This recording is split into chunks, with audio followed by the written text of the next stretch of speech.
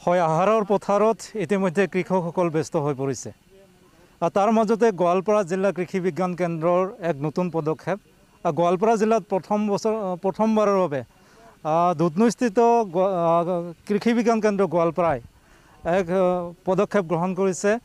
কৃষকসকলৰ যি পৰিশ্ৰম, সেই পৰিশ্ৰম কিছু লাঘৱ কৰাৰ কাৰণে বা তেওঁলোকৰ যি খৰচ, সেই খৰচ লাঘৱ কৰাৰ কাৰণে গোৱালপাৰা কৃষি বিজ্ঞান কেন্দ্ৰই এক পদক্ষেপ গ্ৰহণ কৰিছে। খেতি পথাৰত ৰাইচ ট্ৰেন্সপ্লেণ্টাৰৰ জৰিয়তে, অৰ্থাৎ ভূঁই ৰোৱা মেচিনৰ জৰিয়তে, কঠীয়া ৰোৱা মেচিনৰ জৰিয়তে কৃষকসকলৰ যি পৰিশ্ৰম লাঘৱ কৰাৰ উদ্দেশ্যে খেতি পথাৰত নমাইছে ৰাইচ ট্ৰেন্সপ্লেণ্টাৰ।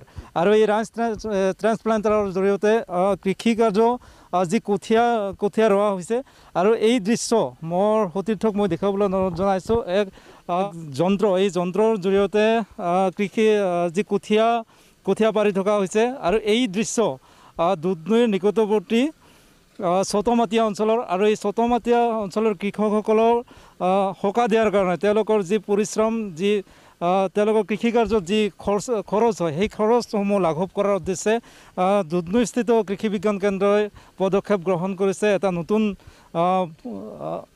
যে কঠীয়া ৰোৱা মেচিন, এই কঠীয়া ৰোৱা মেচিনৰ জৰিয়তে খেতি পথাৰত কঠীয়া ৰুই থকা হৈছে।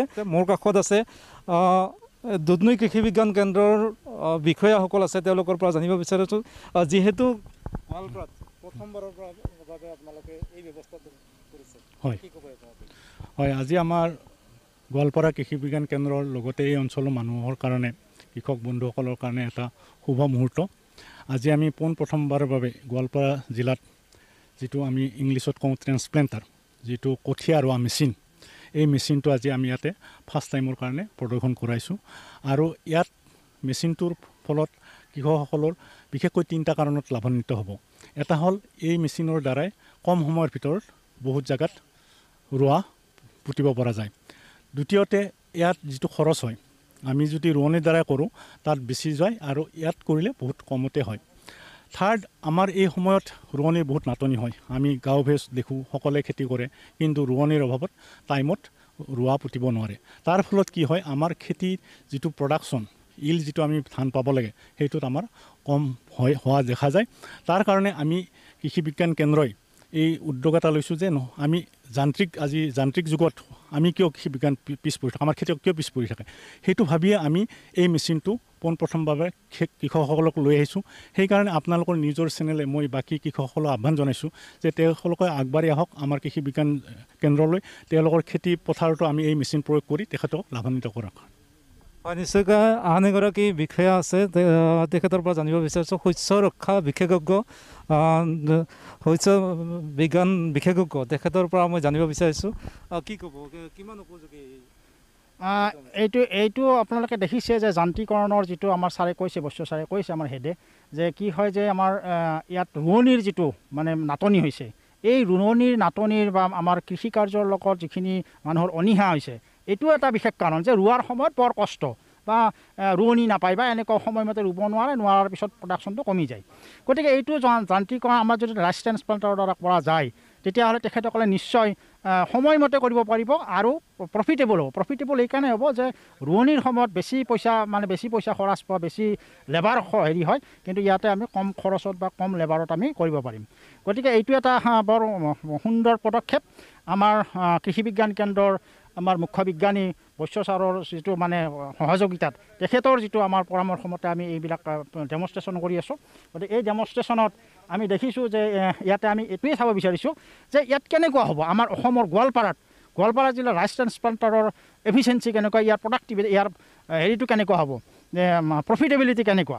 গতিকে আগৰ যিবিলাক ৰিচাৰ্চ গৱেষণা হৈছে, সেই গৱেষণা মতে দেখা যায় যে ইয়াতে আমাৰ প্ৰফিটেবিলিটি বেছি হয়। গতিকে এইটো সেইকাৰণে ডেমনষ্ট্ৰেশ্যন দিয়া হৈছে। পিছত আমি আপোনালোকক জনাম ইয়াৰ পৰা কেনেকুৱা ধৰণৰ আমি ৰাইজসকল উপকৃত হ'ব।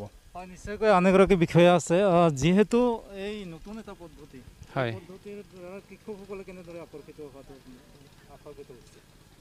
আমি দেখা পাইছোঁ আমাৰ কৃষকসকল তেওঁলোক নিজে আগবাঢ়ি আহিছে যন্ত্ৰ পাতি ব্যৱহাৰ কৰাৰ কাৰণে। আমি ইয়াৰ আগতেও কিছু যন্ত্ৰ পাতি প্ৰদৰ্শন কৰিছোঁ, যেনেকৈ ধান কটা সঁজুলি প্ৰদৰ্শন কৰিছোঁ আমি আজি প্ৰায় 2 বছৰ আগত, আৰু মৰণা মৰা যন্ত্ৰ আমি 10 বছৰ প্ৰদৰ্শন কৰিছিলোঁ।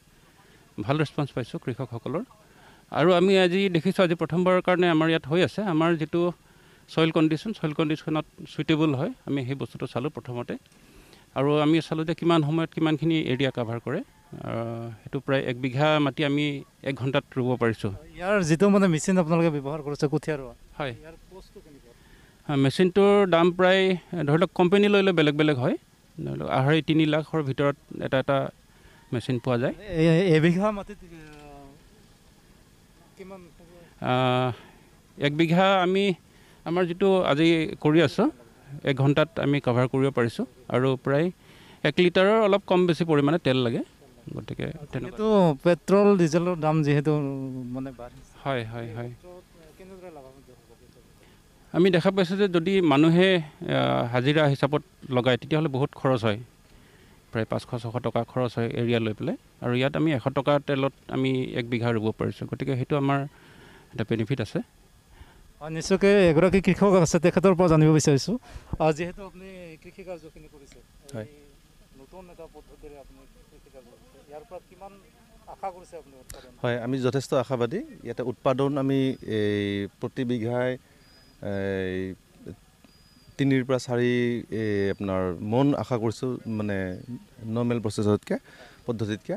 আৰু ইয়াতে যিহেতু আমাৰ মেচিনৰ কোম্পানী মতে আমি যেতিয়া হাতেৰে কৰোঁ আপোনাৰ 18,000 মান আমাৰ গছ হয়, তো ইয়াতে আমাৰ 33,000 মান গছ হ'ব। চ' 30 পৰা 40% আমাৰ গছ বেছি হ'ব, আমি উৎপাদন বেছি পাম, আমাৰ উৎপাদনৰ বৃদ্ধি হ'ব, আমাৰ চোৱা চিতাত সুবিধা হ'ব, আমাৰ উইডিং বন নিৰণিত বৰ অসুবিধা আছিলে, এতিয়া আমি লাইনবোৰ চিধা হোৱাৰ কাৰণে বন নিৰণি দিব পাৰিম আমাৰ আৰু আপোনাৰ এই মেন পাৱাৰৰ আমাৰ প্ৰব্লেম আছিলে, আজিকালি যিহেতু শিক্ষিত ল'ৰা ছোৱালীবোৰ বিভিন্ন কামত ব্যস্ত, ৰোৱনী কম আছিলে, এতিয়া কম সময়ত আমি ৰুব পাৰিম, এদিনত আমি 10-12 বিঘা আমি ৰুব পাৰিম।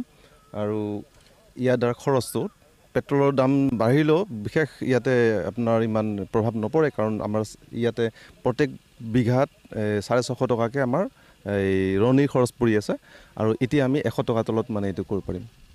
হয়, নিশ্চয়কৈ আচলতে যি গ্ৰাম্য অঞ্চলৰ কৃষকসকলে বিশেষভাৱে বৰ্তমান যিহেতু বাৰিষাৰ বতৰ আৰু এই কৃষি কৰ্মৰ বতৰ, এই সময়ত আচলতে গ্ৰাম্য অঞ্চলৰ লোকসকলৰ বিশেষ এটা সমস্যা যে ৰোৱনীৰ অভাৱ, কৃষকসকলে ৰোৱনীৰ অভাৱত ভোগে আৰু যথেষ্ট পৰিশ্ৰম তেওঁলোকে কৰিব লগা হয়, আৰু যাৰ ফলত যে কৃষি কাৰ্য তেওঁলোকে কৰে প্ৰকৃত উৎপাদনখিনি তেওঁলোকে সময়ত লাভ কৰিবলৈ সক্ষম নহয়, কাৰণ তেওঁলোকে সময়ত কৃষি কাৰ্যখিনি কৰিব নাপায় ৰোৱনীসকলৰ অভাৱৰ বাবে বা অন্যান্য কাৰণত।